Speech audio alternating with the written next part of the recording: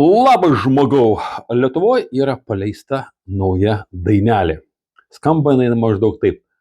Taip gerai kaip dabar mes Lietuvoje niekada negyvenom.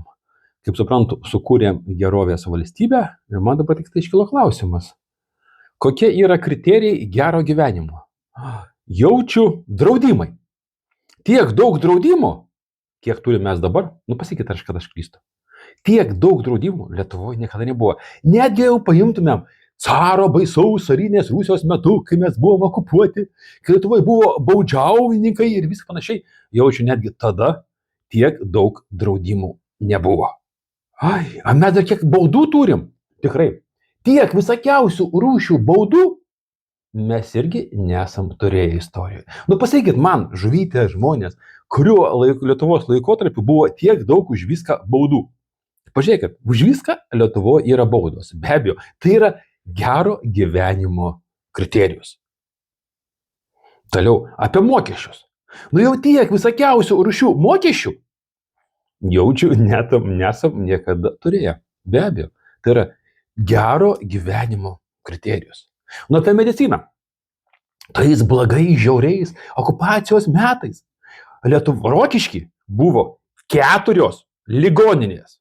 Infekcinių lygų, gimdymo namai, tradicinė paprasta ligoninė, ir psichinė ligoninė.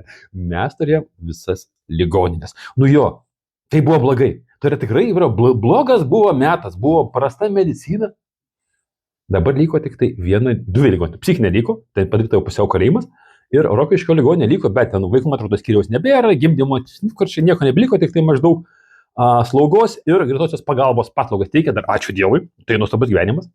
Jeigu pakalbėsim apie daktarus, 2 lygio konsultantus, kiek reikia laukti laiko, pasakykit man, mylieji, ką žinot, į nemokamą. Aišku, mes dar nepasiekėm Vokietijos lygio, nepasiekėm Prancūzijos lygio, tenai pusę metų reikia laukti, pas mus tikriausiai kokius 2-3 mėnesius reikia laukti. Rašykit, kiek reikia laukti pas gydytoją 2 lygio konsultacijos, kiek laiko reikia laukti, tai visi, kur ten kiša kažkokie tai vamzdį, ten kažkas skanuoja, ten daro, aš nežinau, kaip tai vadinasi. Kiek reikia laiko laukti? Tikrai, tiek ilgai Lietuvoje niekada nereikėjo laukti medicinos.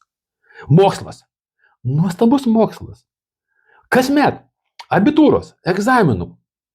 Lygiai vis žemina. Arba tik tai prasidės kitą savaitę. Kaip suprantu, išlaikymo lygis vis krenta. Nuostabiu. Tokio gero išsilavinimo mes tikrai niekada neturėjome. Aš pažiūriu savo vaikų užduotis ir sakau, eikit jūs visi velniop savo tokiais mokymais ir debilų ruošimo mašina. Maždaug užduotis yra 4 raidės. MA. Iš jų reikia sudėlioti žodį mama. Užduotis yra sutinka beveik neįmanoma. Tai jeigu tokiom užduotim mokina mūsų vaikus, suprantat, kas iš jų gaunasi. O emigracijos mastai, jau taip gerai Lietuvoje nebuvo gyventi, kad pusė Lietuvos pabėgtų iš Lietuvos, kad pusė Lietuvos gyventojų pabėgtų iš Lietuvos. Tikrai taip gerai niekada mes negyvenom. Sutikit, argi žmonės lieka gyventi ten, kur bloga gyventi. Ten, kur, ta prasme, ne, jie visi, kai tik gerai gyventi, jie iš ten bėga. Kai blogai gyventi, visi lieka. Kai gerai gyventi, visi iš ten bėga. Kur be pažiūrė visur. Taip, tiek daug skurstančių lietuvių mes irgi, man atrodo, niekada neturėjom. Nebent su baudžiauninką ir tai dar kriterijai, ekonominis dalykas. Nes rado naujas gero gyvenimo kriterijus. Energetinis biednumas. Kai žmonės žiemą negali susimokėti už šildymo paslaugas, už komunalinius patarnavimus. Jam reikia rinktis, ar mokėti už komunalinius, ar pirkti maistą. Sutikit, kad tai yra nuostabaus gero gyvenimo. Tikrai taip niekada nebuvo gerai gyventi, kai žmonės žiemą negalėjo susimokėti už šildymą, už šilumą. Man atrodo, mūsų institucijos vienas iš dalykų duota mums, ta prasme, ne tik teisė, bet turi užtikrinti valstybę tai. Mes Europoje, man atrodo, pagal šitą kriterijų energetinio biednumo randamės vos ne 1 vietoje. Tai aišku, vėlgi, mes 1 vietoje pagal energetinį biednumą. Tai tikrai geriau niekada negyvenom. Ir bet kurį kriterijų paimkite. Nu, ekonomikos Lietuvoje iš tikrųjų nebeturime. Visa Lietuvos ekonomika tai iš principo kreditai ir ES tiesioginės arba netiesioginės išmokos. Taip nuostabi ekonomikos nebuvo. Tiek daug gamyklų, tiek daug darbo vietų Lietuvoje niekada nebuvo. Mes taip nuostabiai gyvenam, kad ta prasme belieka tik tai džiaugtis. Iš tikrųjų, tai mes gyvenam veidrodžių karalystėje. Kas yra gėris vadinama blogiu, kas yra blogis vadinama gėriu. Įsivaizduojama, kad mes gyvenam gerai. Įsivaizduojama. Iš tikrųjų kaip? Rašykit.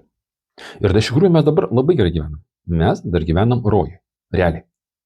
Kad ir ką sakiau, šiam momentui tas, kas mūsų laukia, mes gyvenam rojui. Aišku, rojaus pikas buvo 19 metai. Jau ten žiūrėtų tokius formalius, ekonominius rodiklius, dar kažką, aš neaišku apie baudas, draudimus, mokesčius ir mediciną, tai ten viskas nuo 90 metų eina į minusą. Taip, kaip reikia kabutės, taip gerai mes niekada negyvenom. Pagalvokite apie tai. Ar jūs pasiruošę, kad jūsų gyvenimo lygis nukris 3-4 lygiais? Jūs dabar maždaug 1-2 lygius įsivaizduojat, kad gyvenate aukščiau.